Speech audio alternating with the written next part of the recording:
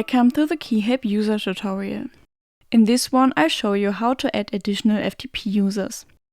To do this, click on FTP users in the left menu. At the top left you can see the number of additional FTP users already created and the number of available FTP users. I say additional FTP users here since you as a user represent the main user.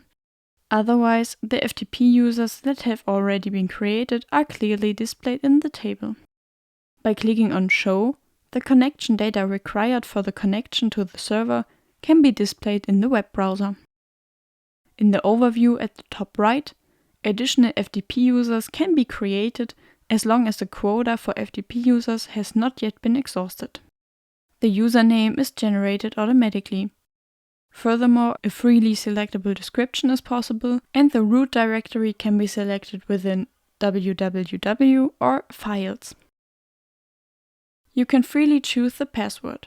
Alternatively, you can of course have a password generated. The created FTP user now appears in the overview. Thank you for your interest in this tutorial.